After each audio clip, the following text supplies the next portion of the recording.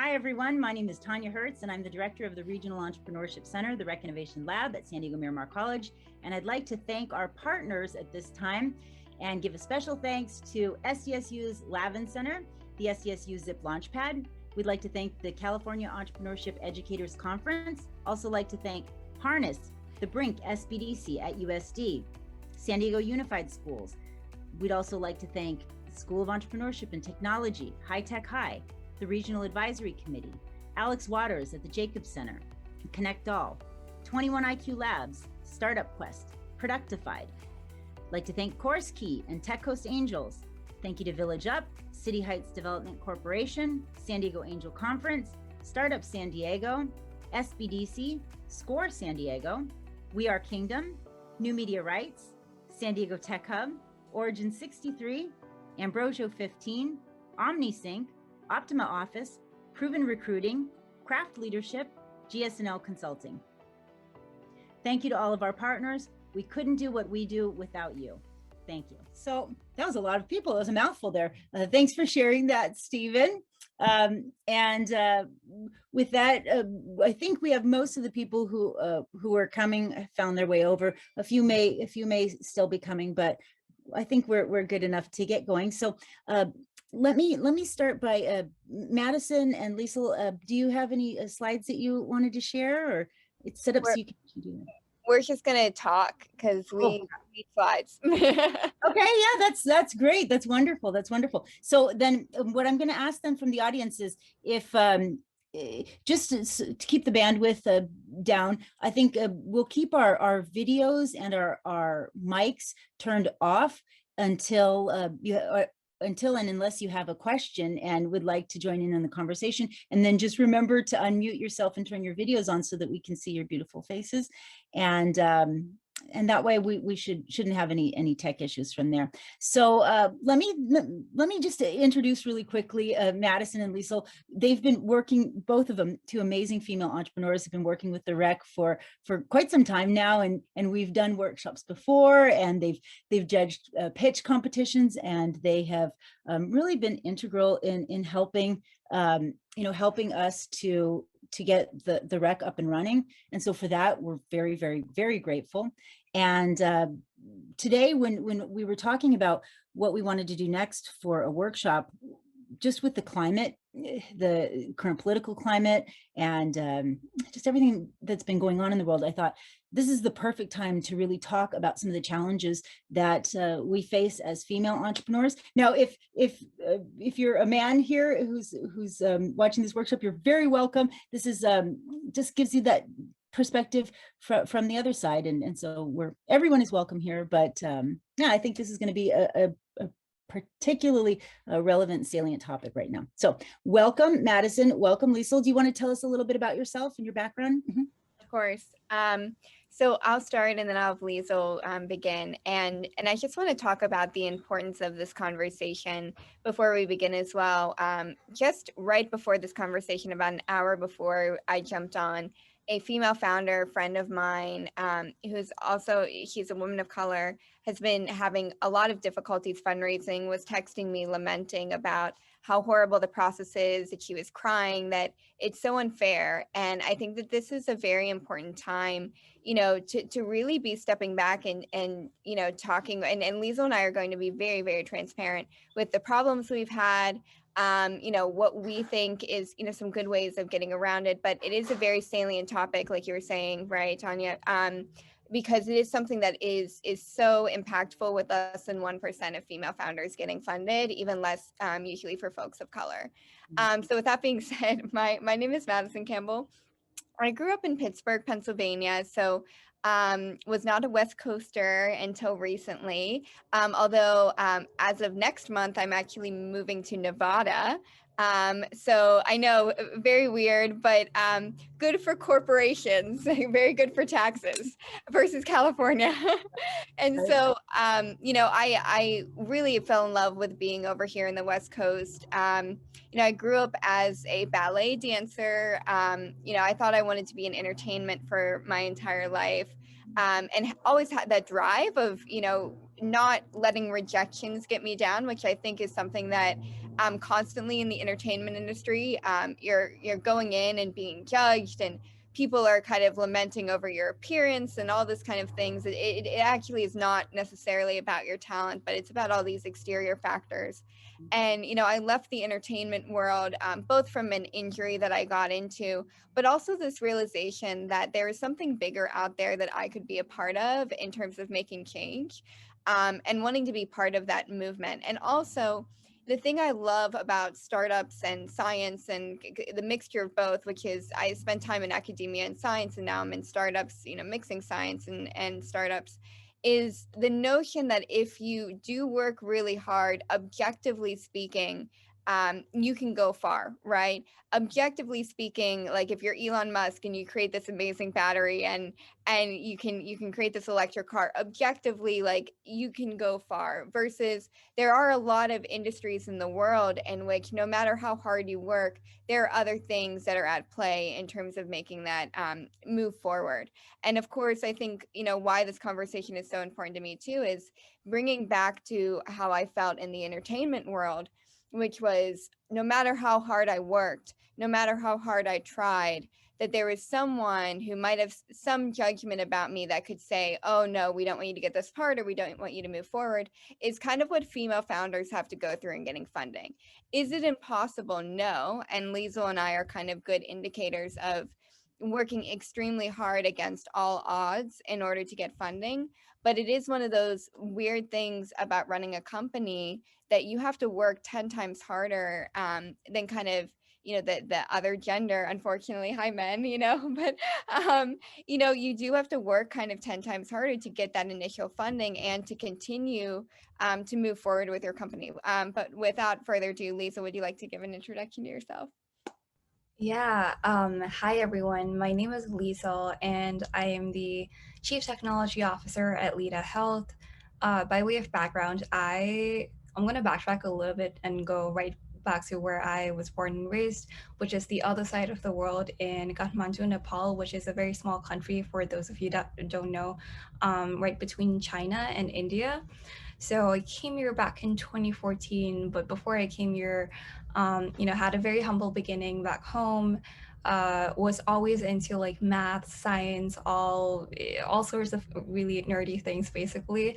But no one really encouraged me to pursue engineering when I was back home. Like I think the furthest anyone would um, ever encouraged me. Like I used to be good at design as well, so they used to be like, "Hey, maybe we should consider graphic design, for example." But then fast forward, came here for college, took one comp sci class freshman year, I completely fell in love.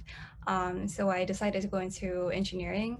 Um, but basically, growing up on the other side of the world, where there was a lack of a lot of different things, starting from basic infrastructure on a daily basis, I like when I came here, I was just in shock of how easy life was, how much innovation there was. Um, and I basically just wanted to spend my life building tools and resources that made life easier, right? Where I come from, there's so much to be done to get to the point of where we are as we're sitting in our rooms, in different states. But basically, I think I had that understanding that technology, by leveraging technology, you can build a lot of different tools that makes lives easier. And when I'm at Madison, um, we sort of like there was this trigger moment, which we'll go into later, when we started talking about sexual assault at the first time.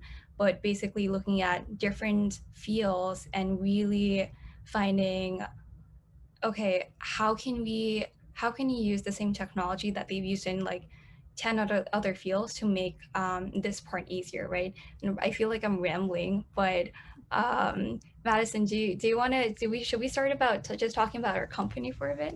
Yeah, that'd be great. So, and this kind of goes into my background a little bit. So, when I was in college, I was a sexual assault survivor, and you know, I decided not to report my sexual assault. And so, with that being said, we started a company to make that reporting process easier.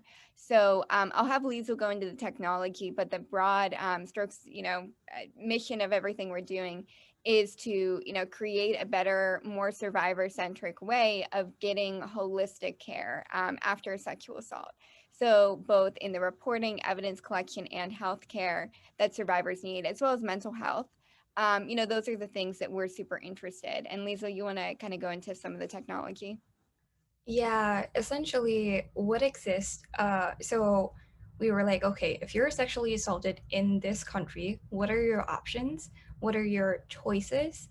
And what we found out was there's only really one way, one option that you have, which is to go to a hospital and potentially report to police. When you go to a hospital, logistically, sometimes it's a nightmare because not all the hospitals carry the sexual assault examination, which is often called just a rape kit.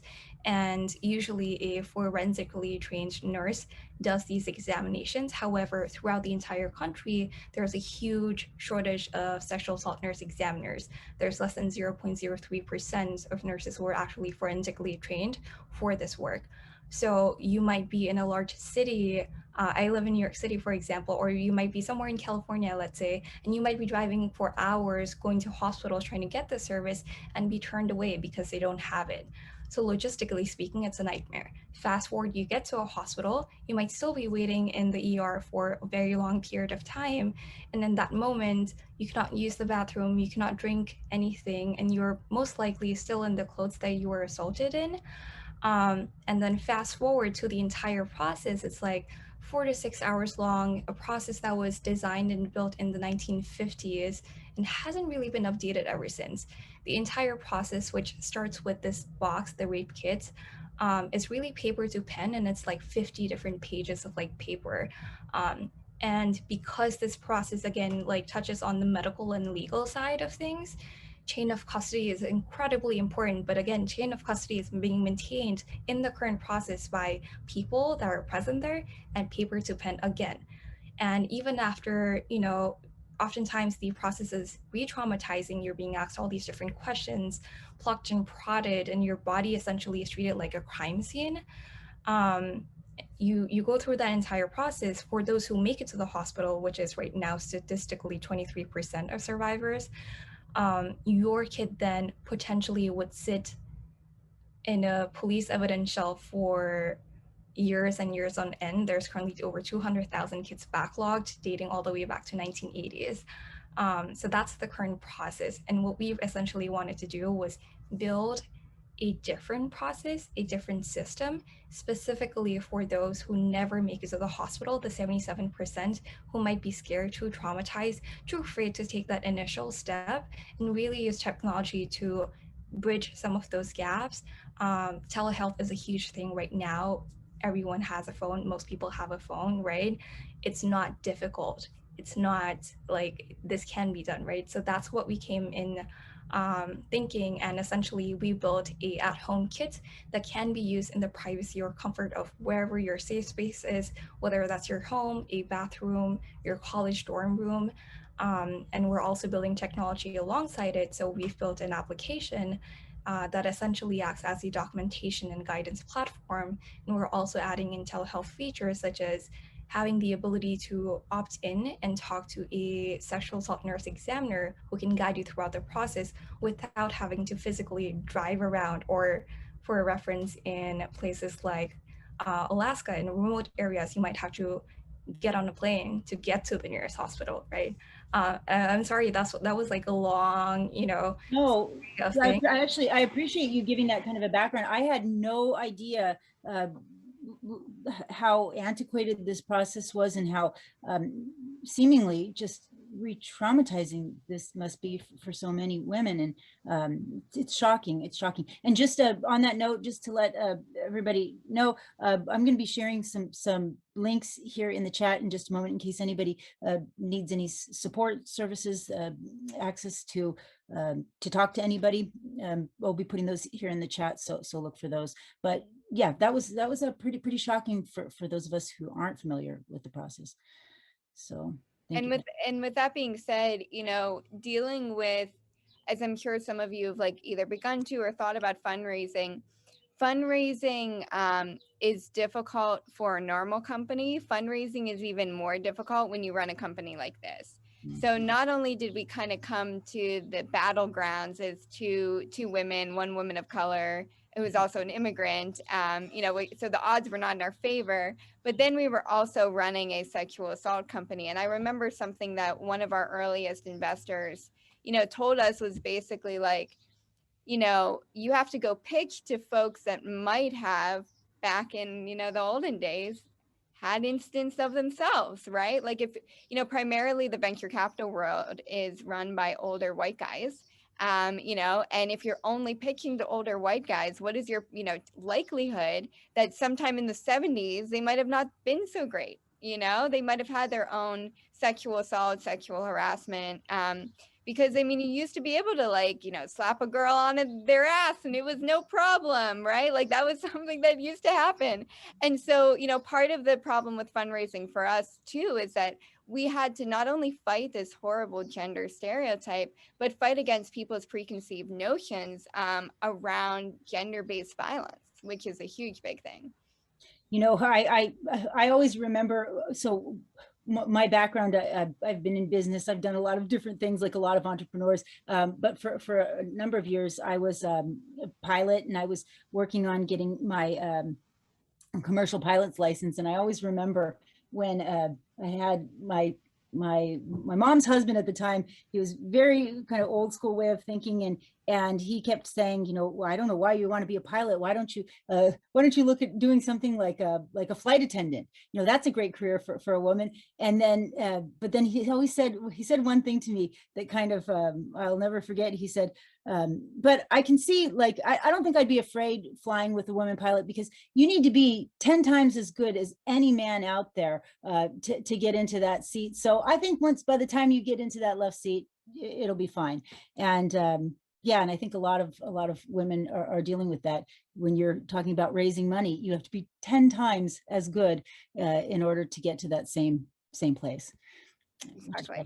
Yeah. Exactly. And I think it's more, when we talk about fight, it might not be the sort of like, when you think about fight, it's more you're fighting people's biases around you about who you are and how you identify yourself with. So if you're, again, like if you're a person of color or a minority group, for example, if you did not go to an Ivy League, or I don't know, if you did not work at Google or didn't intern at some other big company, then there's all these different biases that come into play, and that's what you have to fight to prove that you are just as good, right?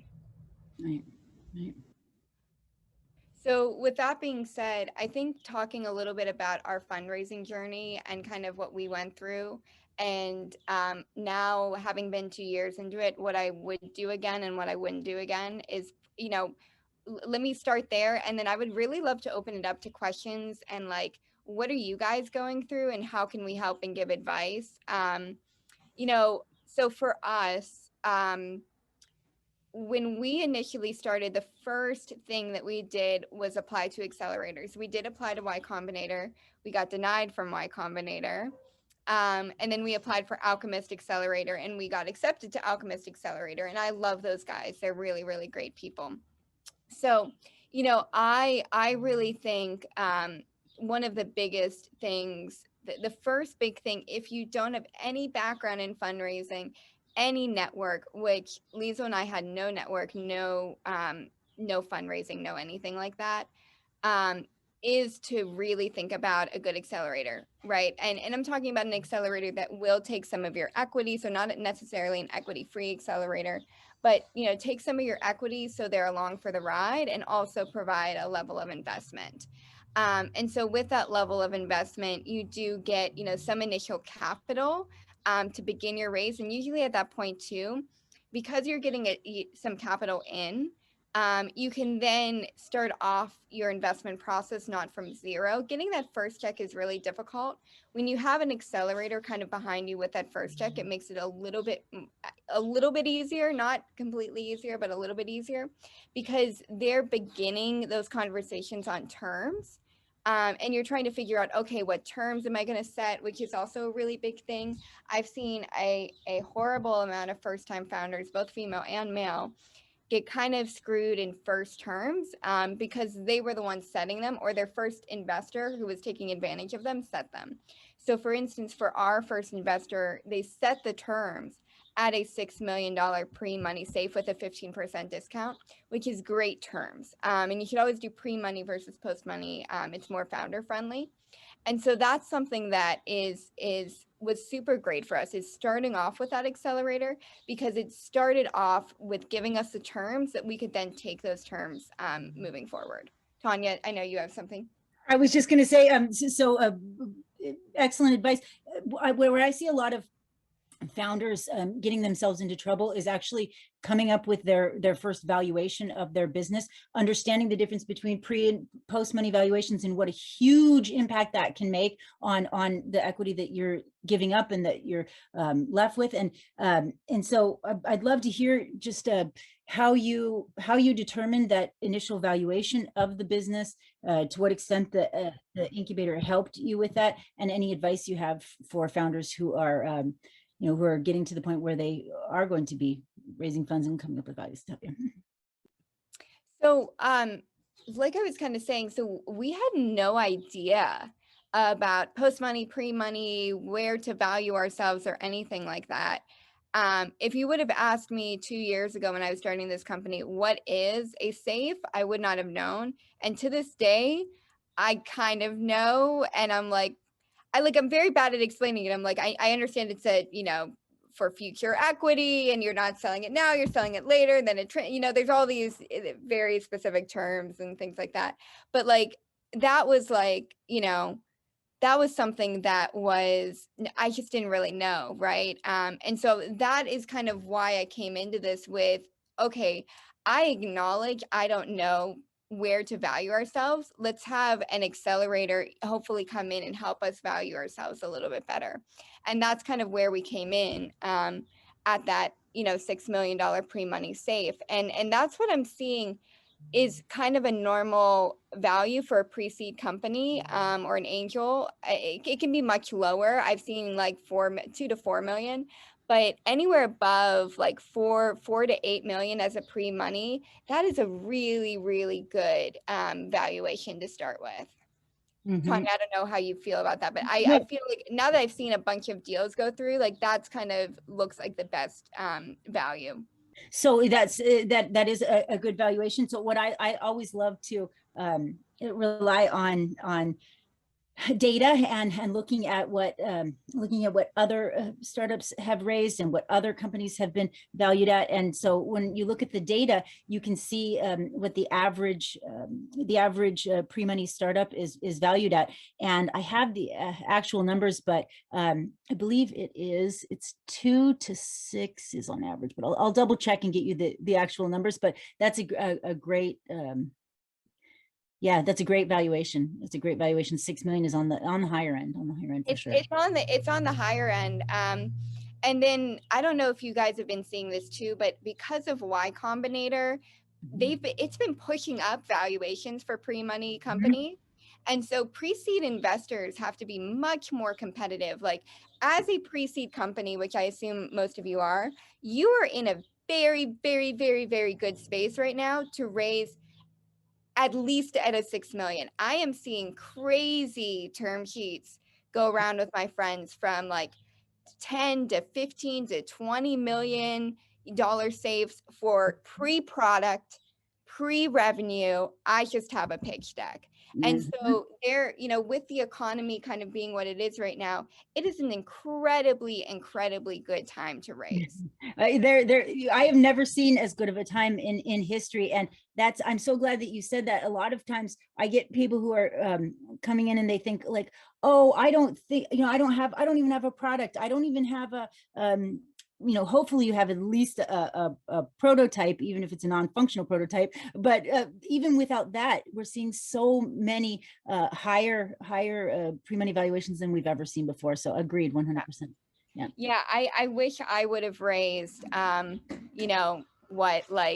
now instead of 6 months ago when we finished our raise. So you're definitely in a very good spot. Liesel, do you want to kind of go into some of your experiences that you had specifically? I know I was doing a lot of the fundraising discussions, but some of the experience you had as well, you know, coming from, you know, being also a woman of color and an immigrant, which I know there was a lot of like different hypocrisy that you had to deal with. Yeah, I feel like I talk about this every now and then, but it's actually funny when you start to identify all these biases, like I said before. And sometimes the remarks that we get as founders in this process, it's a little shocking. Like for example, there was this one instance where we were on a due diligence call with an investor, and the female investor, thought it was fit to comment on myself and like our team members' appearances, our clothing, how our picture looked in our pitch deck. And she decided not to invest in us. And one of the choice of words was also, the pictures are too provocative, not fit for your type of business, which is really odd. Um, and in general, like there is, I would say, like when you're even when you're doing diligence with investors, funds, for example, sometimes they claim to stand up for certain values and different things, especially with the pandemic, with the BLM movement. With the Asian hate going on, like they'll post on Twitter, or they'll say this things and that things, like we're going to focus on investing in these folks and all of these different things, but that doesn't mean that that's the reality. And I feel like I firsthand experienced that a lot. And both of us, myself and Madison, especially like in running a company about sexual assault, when you're especially it's when it's a for-profit company, people tend to apparently question your morals, which is really shocking. Like this was something that it was really, really shocking for both of us, where a lot of folks, like we spent a lot of time fighting people who actually thought sexual assault should always be a nonprofit. It should never be a for-profit business. And that was something new that we had to fight. And I know for like everyone else, you might be doing some different type of business and you might not come across this, but that's something that was really, really shocking. Yeah, those are just some of the small shocking things. So kind of to go into what we did after the accelerator. So after the accelerator, when we got in, initially the first thing, and this is kind of like the trajectory of fundraising, we did accelerator, and then we did a angel round, and then that angel round led into kind of a pre-seed / seed-ish round. And that's, a very interesting kind of way to do things, because at each of those elements, you can also increase the valuation that you're raising at and offer additional discounts and offer additional things. So for instance, you can come into the accelerator. Oh yeah, this is perfect, Tanya. I'm glad you're sharing this. Yeah. You can come into an accelerator with a $6 million valuation. You can get angels in still at the $6 million valuation, right? They're going to be the earliest money in. They're going to be very interested in kind of being along in the journey. They are taking a risk and investing in you so early.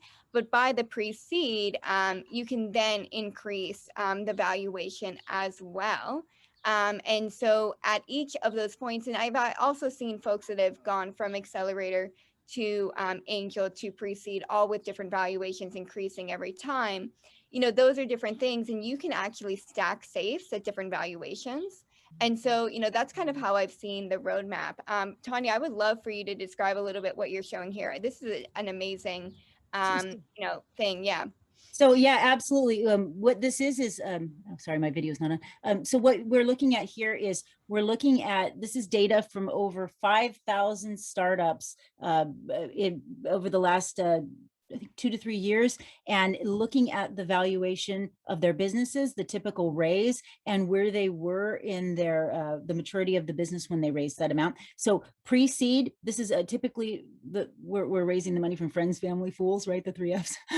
And the typical valuation, even without a functional prototype, just at that idea stage, when they're in that customer discovery process, the valuation is on average $1 to $3 million, right? With a typical raise of less than 500,000. When they do get to that sort of pre-seed seed stage of having that functional prototype and MVP, the typical raise anywhere from 150 to 2 million, with a typical valuation from $3 to $10 million. So you can see then it goes up from there. The goal for many of us is get to that IPO, and on average the IPO is $515 million valuation with a raise of about $111 million. So when I hear people say, yeah, I think my goal is to get to IPO, I think, well, yeah, I think a lot of us, that's the goal. I mean, that's big money. Yeah. And I think the earliest fundraising is the most difficult. It is, because I've seen as we've gradually, so, you think about it this way, you get those initial people to believe in you. Those initial people will then start introducing you to people that will believe in you much later, that write much bigger checks. And so, with that being said, it really is the beginning that's the most tough, because, for instance, with Liesel and I, we're not even fundraising right now. And we get on conversations where we're just like chatting like we are right now. And they're like, can I write you a check? Because, and that's what ends up happening. People start, it's this level of FOMO.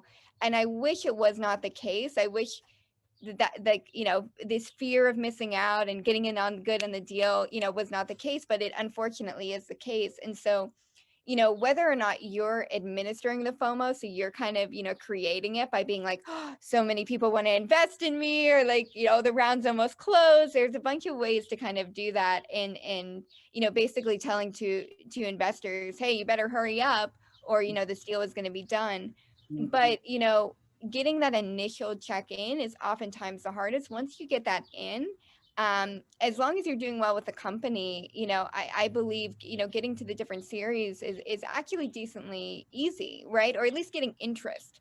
You might, have a down round, and that's a whole nother conversation for another day, but getting that interest is a lot easier once you're in the network. I think the biggest problem that we as female founders have is we were never in the network, right? Like, for so long, historically speaking, we weren't allowed to run companies. They're allowed to do this. There's just not a lot of representation. And so with that being said, you kind of, you're coming to the field with, like, with so many things going against you. And that's the biggest problem, is you can't create that level of FOMO because you don't know anyone. Right.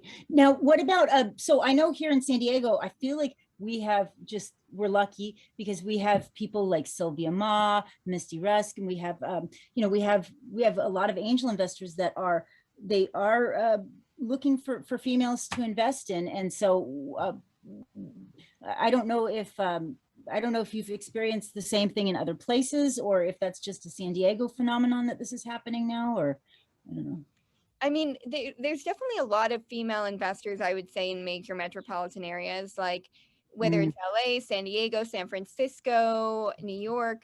But another thing is, like, how do you get in touch with some of those people, right? Like, how do you make your email, your pitch stand out if you can't get that warm intro as well? And that's like the level of trying to get a warm intro versus doing that cold email or cold LinkedIn outreach is night and day. And Actually, still, yeah, sorry, Liesel. Yeah, I'm gonna jump in here. So for people who might not have a big network, and this is something that I actually pushed Madison in on, was Twitter. If you feel like you have things to say, or a bit opinionated, and you might be, I don't know, social media savvy, get on all these like networking platforms, and I swear they will be beneficial one way or other. And I'm sure Madison has lots of stories to share, but Twitter might not be a bad place to start. And also, in terms of like even reaching out or getting to these people, because of the pandemic and because everyone's just behind their computers, it's actually easier, I think, to get across to like a lot of people. I think it's kind of democratized this whole system, and it's made us all kind of on the same level. And I personally, it was LinkedIn for me, and I've noticed that's been really, I haven't really gotten into Twitter as much, but any thoughts on that, or on LinkedIn versus Twitter, or just anything? I am a big fan of Twitter, but at the same time, if you look at my Twitter, it's mostly like memes and making fun of VC culture. So I tell it like it is, as you can hear. And I think in general, there's a lot of people that wanted that radical transparency. And Liesel, basically said to me one day, was like, why are you being so, sarcastic, dry humored in Slack? You should like move that to Twitter. And so I did. And like, it's generally pretty good. There's just a lot of pre-seed early investors that are trying to get deal flow. And are finding them via Twitter. And it's very interesting to me. But I mean, I've seen people fundraise, I've seen partnerships. Another interesting platform is Clubhouse. I've seen a lot of Yeah, that's been, interesting things happening there too. yeah, I've just, I mean, I'm new to it, but I've noticed a lot going on in Clubhouse. And then, well, obviously, like you guys got tied into your, to the accelerator. And I'm not surprised when I heard that you didn't get into Y Combinator right away. And I've heard a lot of other female founders say very similar stories about Y Combinator. And not to say anything bad about them, because I don't have, but it's I feel the same way, Tanya. Right. But I think it's so important though to be connected, to get into that network of people. Like we have a lot of investors coming to me at the rec looking for deal flow, looking for the next thing to invest in, and wanting to meet with the founders. Especially right now, people have money that they want to give. So like it's just you just getting tied in and getting connected, right? I mean, that's what and that's why like I didn't have the rec, right? Like, and so my version of it was Alchemist. Right. And they were connecting with people, bringing in investors, doing feedback summits, like all this type of stuff, and that was so highly valuable. So I say Alchemist as a general, like you need a community, because I mean the thing about a community too that's so good is you all succeed together and you all fail together, and you feel that, and that's really, really, really great in my opinion. I agree 100%. 100%. People don't realize how collaborative business is, and it can be especially entrepreneurship. But I love all of this. I want to make sure that we have time for the audience to ask questions. I haven't really paying attention to the chat, but does anybody have anything that they? Oh, thank you, by the way, for sharing the support services. I see that Lena has shared with everybody. Anybody who needs support, please do reach out. Don't do things on your own.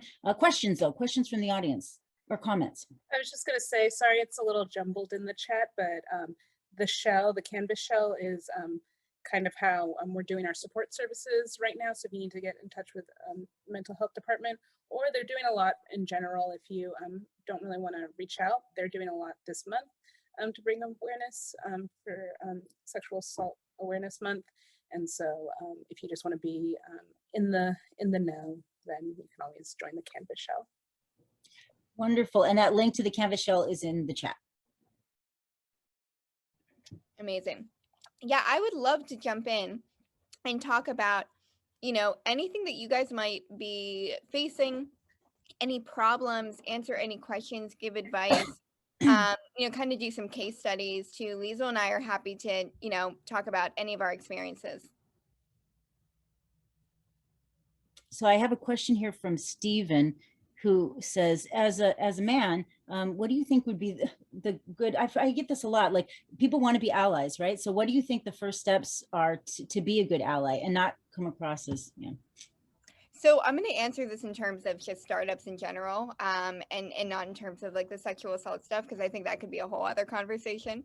But I think where, an ally, in terms of talking about being an ally, where allyship has been incredibly helpful for us is being the type of person that not only gets on the phone and listens to some of the most difficult problems you're having, but then attempts to introduce you to people to help fix those problems. And so that's kind of where I've seen allyship be really, really amazing. Being able to say, you know what, I don't have the answer to that, but I have 3 people I can introduce you that might have. And don't be stingy with your introductions either. I've seen a lot of people that have been like, oh, maybe I'll ping one person. I don't really want to use my social capital. The best thing you can possibly do is use that social capital to hopefully help female entrepreneurs and what they're facing. And so send out those intros. Spend 15 minutes thinking of, oh my God, there's 10 people I can really introduce them to. And that will mean so, so much more. Even if you can't give money, you can't give advice, anything like that, introductions, I think, are the best allyship, at least I've seen. Liesel, what do you think? Yeah, I was actually going to, focus on social capital as well. I think the best allies that I've seen just in experience is those folks who actually use their social capital to make room for not just their sort of like warm intros and friends, people in the network, but also other folks who might not be within that network. And they also make room for people, like, for example, if you have a potential opportunity where you're a man and you see it's only being extended to and like 5 other folks who are also men, then perhaps speak up and say, hey, I'm not going to accept this unless you extend the same offer to another candidate who is a female founder, for example, right? So really stepping up and speaking up and making space intentionally for other founders, minority founders, not just women, but just in general, minority founders. I think that's really important. Yeah, that's like the main thing that comes to mind. Thank you both. So I see there's some more questions in the chat. There's questions about just basics about accelerators and incubators, and just to answer that quickly, an accelerator is it's a community, it's an ecosystem in which startups get the support that they need and the resources that they need in order to thrive and survive. Just like the REC is an incubator and accelerators, just a little one step further, focused on helping those startups to grow very quickly. But I see a question right here about from Adriana about being a startup founder while she's in college, or while you were in college. Did you start while you were still in school? And if so, how did you handle it? No? So Liesel and I actually, it was right after. Okay. So it was like about a year after. I mean, I applaud anyone who can do a startup during school. I don't think I just didn't really have my shit together in college to be able to run a startup. Also, now in knowing college. what I do now, yeah. Hey, actually, question for you, Madison. Did you know that in college, like, you would be doing a startup? Like, I didn't know in college that I would be here. I mean, I was always very entrepreneurial, but I thought I wanted to go into academia. Like I was very, like, I was applying to PhD programs. I really wanted to go to Baylor. Like that was kind of where, like, I had a very, very specific, like guidance that my life was going on. And it really was until, so Trump was elected and a bunch of grants and so I was going to go get my, go get accelerated degrees. There was no money that I could do in scholarships because Trump had cut all those budgets. I don't know if you remember, Tanya, in 2016, it was horrible. It was horrible. And it was like 90 days of, oh, you thought you wanted to go get your advanced degree. Sorry, we have no money for that. And so that was the point of time where I was like, I cannot rely on academia or the government or anything like that to look at these crazy ideas that I have and fund them. I guess I'm gonna have to fund them myself. I was just gonna say, when people tell me, oh, entrepreneurship is too risky, I say, you know what's risky is being an employee, being at somebody else's mercy, right? Because as an entrepreneur, you're the one who decides what's going to happen next in your life. And I don't know, that's just my personal. Yeah, that's exactly true. And time is money. And while you're still like students, I remember the last workshop that I attended, the pitch competition, actually, I was in shock that there were so many student founders, and some of them were actually so young, like high school, and they were absolutely amazing. So I think at the end of the day, it doesn't matter whether you're a student, what age you are, where you come from. It matters what you are creating and the impact that the product or tool is going to create. And if you use that as sort of the North Star moving forward, everything else will come through. You just have to get that first check, those first group of like people who believe in you, your support system, and it only goes up from there, like I always say. That's awesome. And then another question I see in here is about how many mentors do we have? And another one adding on that is, how do you find women of color mentors in startups? Liesel, I would love for you to take that one. Yeah. In terms of mentors, we have countless mentors in different shapes and forms. Because again, our company does touch on so many different aspects, whether that's the technology piece, the medical side of things, the legal side of things, or even venture capital. There's so many different aspects that we have mentors in all different places. But in terms of really kind of going back to the other question about finding women of color mentors, it's really difficult. It's really, really, really difficult. And honestly, I still till date don't have a proper like answer to that. I would say just like if you see women of color founders that you look up to, just like directly reach out to them. If someone ever reached out to me, emailed me, messaged me on social media, I would 100% respond and do what I could to help them. Sometimes, like on Twitter, for example, I see other founders, new founders, like posting about immigration stuff. And for me, that was a huge thing, right? Because I had to go through that. I step in and I tell them, hey, I would love to help however I can. So it's really about like coming across, like how do you come across to them? So yeah, just like don't be afraid to reach out to people.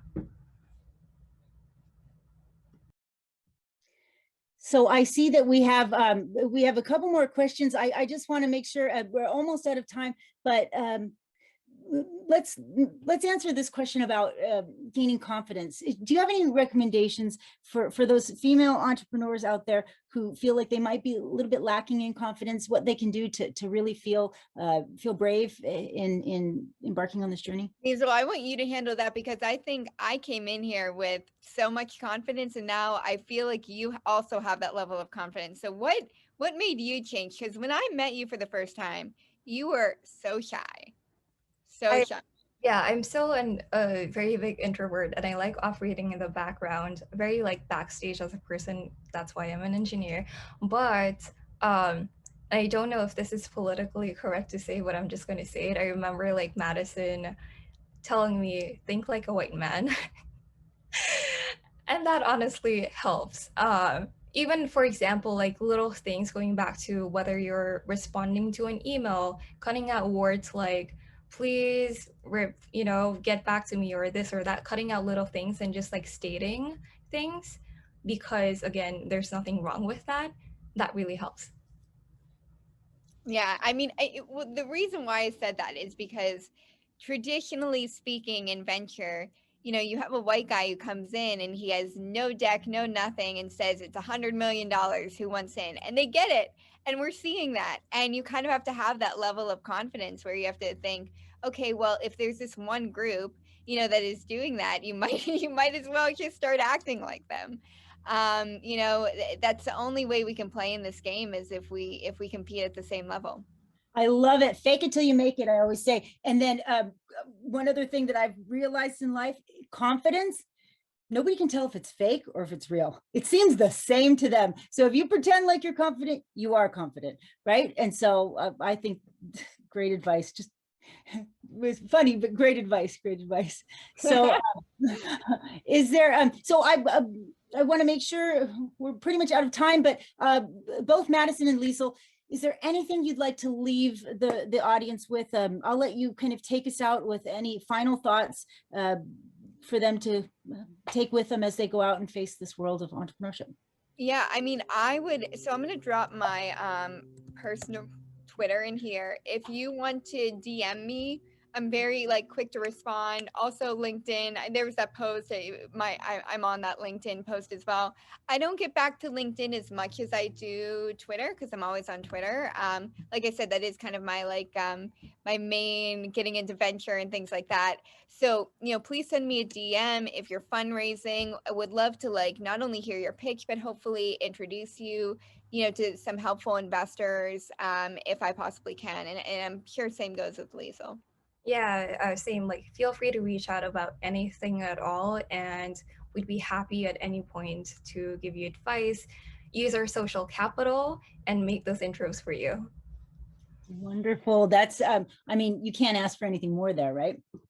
Thank you so much. That was just a really, really wonderful workshop and great advice given, and really appreciate you extending that social capital to the attendees here. So I see that Stephen put a survey in our in the chat. If everyone here today could just take a couple minutes for us to to respond to that survey, it's really helpful for me. I'm a big fan of data, and I love having some points of data that we can then use to just make everything better and provide even more services to all of you, and just make it more what you like to see. And it says only 2 minutes. It'll only take 2 minutes to do that, so please do. And thank you everyone for coming today. Thank you for joining us at the REC, and we will see everyone again at the next workshop. Have a wonderful week, and bye everyone. Take care. Bye. Thank you so much, guys. Bye. Thank Thanks for the presentation. Bye. Bye. Thank you, Madison.